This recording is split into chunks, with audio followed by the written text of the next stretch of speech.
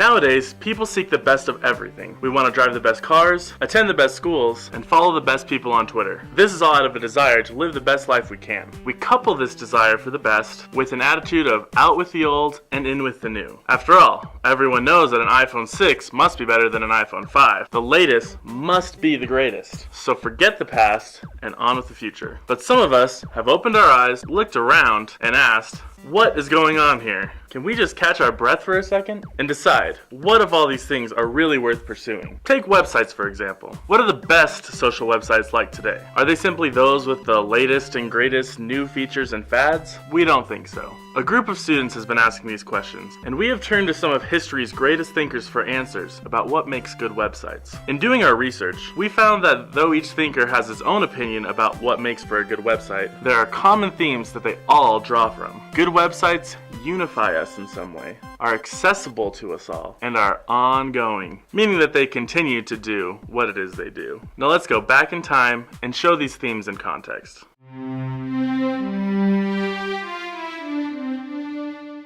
In the ancient world, people believed that there were standards, or ideals about the way things should be. The question was whether these ideals existed in the heavens or were embedded in things themselves. Plato took the former position, and Aristotle the latter. Plato entered the scene as a playwright, unhappy with the two common streams of thought in his time, dogmatism and skepticism. Intrigued by Socrates' conversations with people in the marketplace, Plato began writing philosophical dialogues. Plato doubted that written words could truly convey ideas. He believed that written words really only led people to memorize and recite things they don't really understand. Plato believed conversations got to the heart of things better than written words. So he wrote dialogues that people could read at dinner parties and talk about afterward.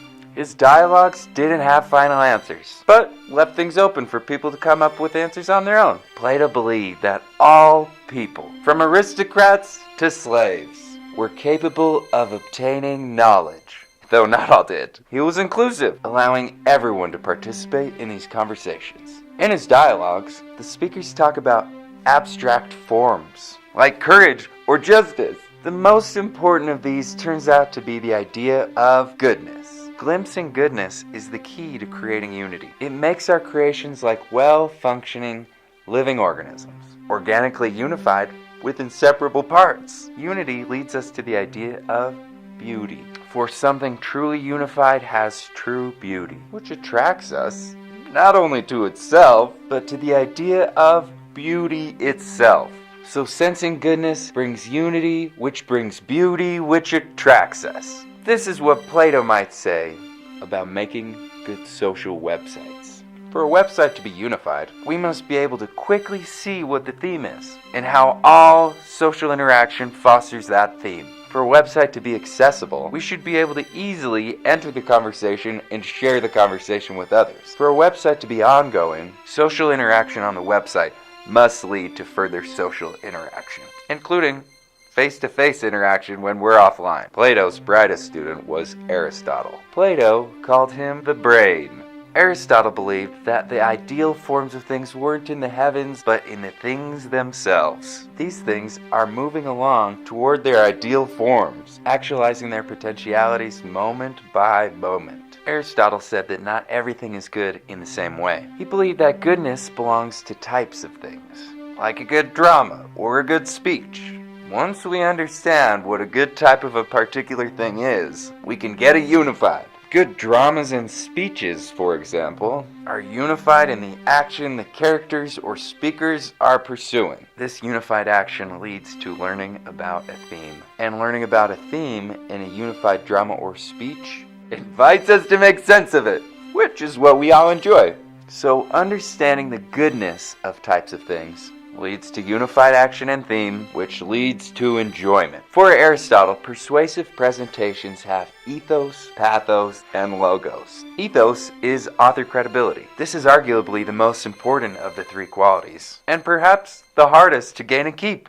Much of one's own credibility comes without saying, just by showing how relatable one is to the audience. For ethos, you gotta know what you're about and know what your audience is about. Pathos is about arousing passion. It is all about emotional appeal. For pathos, you want your audience to experience the same emotions that you do. Logos is about reasoning logically. Strangely enough, people seem to value logos less than ethos or pathos. But without it, any presentation is highly likely to fail. For logos, your calls to action have to make sense. Aristotle thought we should develop and receive presentations in stages, each stage developing the potentialities of the previous stage. So the creator of content develops it in stages, and the consumer of the content receives it in stages. So this is what Aristotle might have to say about the makings of good websites. For a website to be unified, it must integrate everything we can do on the website for us to actualize our potentials. For a website to be accessible, we must be drawn in by what resonates with us with the ethos, pathos, and logos. For a website to be ongoing, it must be developed and presented in stages.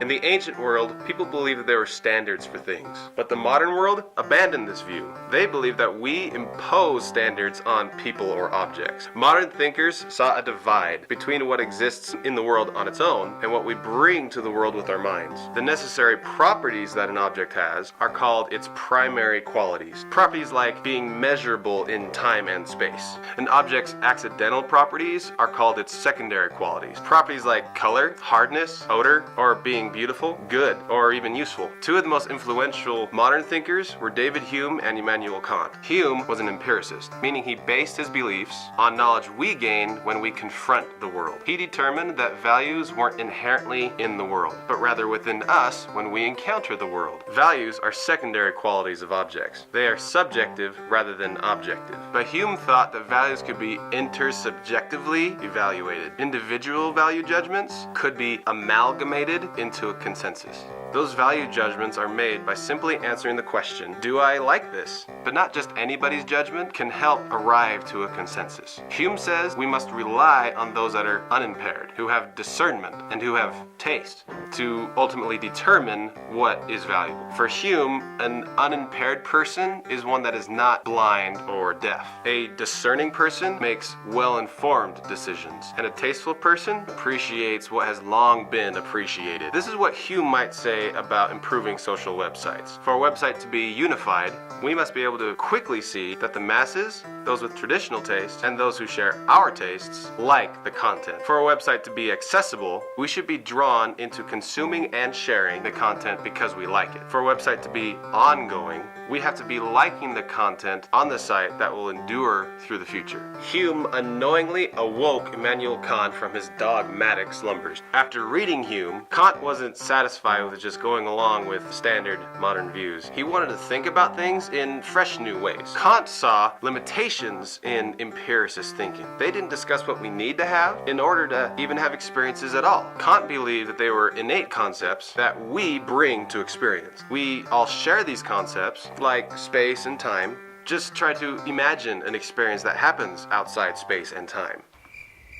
Couldn't do it, could you? There are other kinds of concepts that we formulate ourselves, and Kant said that we enjoy forming them. To Kant, more important than liking something is enjoying the process of coming up with concepts to describe and assess the thing. He believed that good productions could be enjoyed in these ways by all thoughtful people. This is what Kant would say as far as improving social websites. For a website to be unified, we must see that articulate, thoughtful reviewers have enjoyed formulating the right concepts to describe and praise its content. For a website to be accessible, we must all be invited to participate in formulating fitting concepts to describe the best content. For a website to be ongoing, we should be able to repeatedly come up with new concepts to describe its content.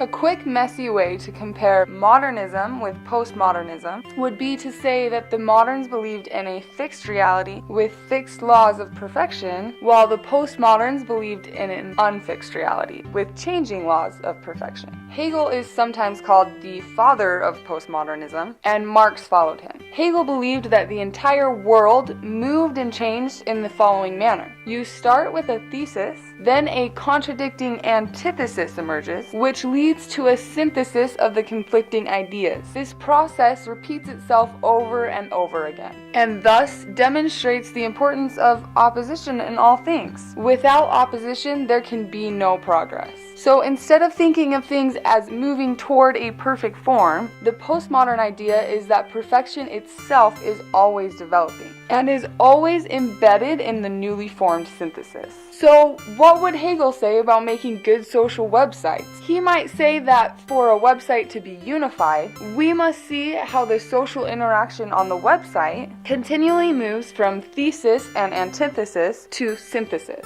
For a website to be accessible, we should be able to jointly participate in stating and implementing the latest cultural standards for its content. For a website to be ongoing, we should be able to see how the website has built into it ways of developing beyond what it already has been. Marx agreed with many of Hegel's ideas, but he tried to bring it down to earth by focusing on applications of labor. He believed that workers should never be alienated from their work. They should be able to see how their work contributes to the current overall goal of their company and its culture. This will allow them to connect to the current goal of their company, be passionate about it, and because of this, have their values and even themselves reflected in their work. So what would Marx have to say about making good social websites? He might say that for a website to be unified, it should allow its users to connect with it and become one with it in a sense, and see themselves reflected in the actions they take and things that they create or write on the site. For a website to be accessible,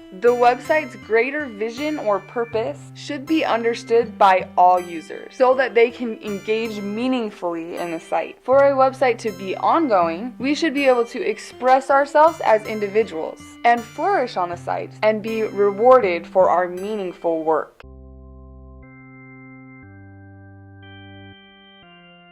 The middle postmoderns took a more individualistic approach to creating social change. Two of the main middle postmodernists were Friedrich Nietzsche and Soren Kierkegaard. To some, these would seem like polar opposites of each other, given that Kierkegaard is known as the quintessential Christian philosopher, and Nietzsche is famous for saying God is dead, and even wrote a book called The Antichrist. But they both believed in the power of the individual to create cultural change. Kierkegaard focused on helping people's weaknesses become strengths. He did this by doing what we call mediated teaching, which is getting on people's levels and lifting them up. He described 3 stages of moral progress of being an authentic individual: the aesthetic, the ethical, and the religious. The aesthetic being guided by fleeting interest, the ethical being guided by the letter of the law, and the religious being guided by the spirit of the law. It is necessary to know what stage individuals in the culture are at in order to connect with them and help them to progress. This process is ongoing, without end. So this is what Kierkegaard might have to say about making good social websites. For a website to be unified, it must allow us to lift each other as we individually progress to the religious stage. For a website to be accessible,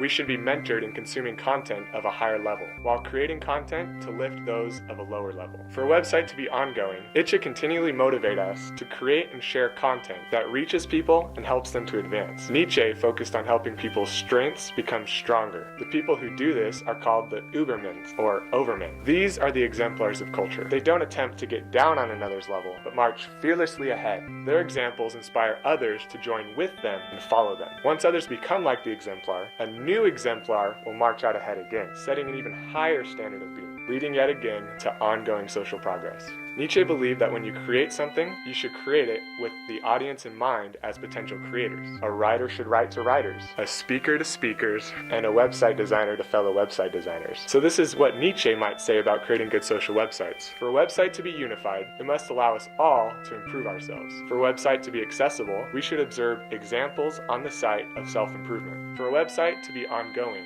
it should continually motivate us to create and share exemplary content.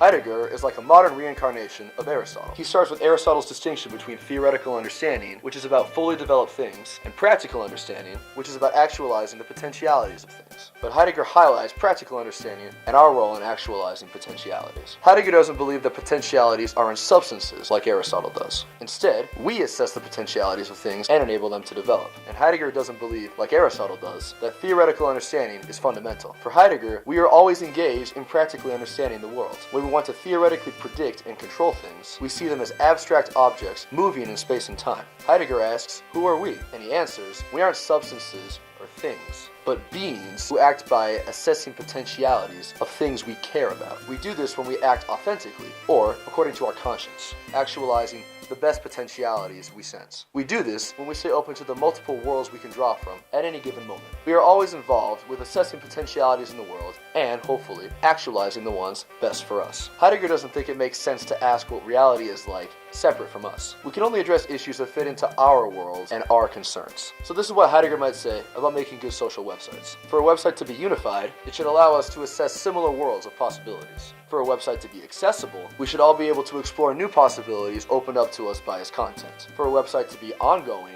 it should encourage us to follow our consciences by actualizing the best possibilities we sense.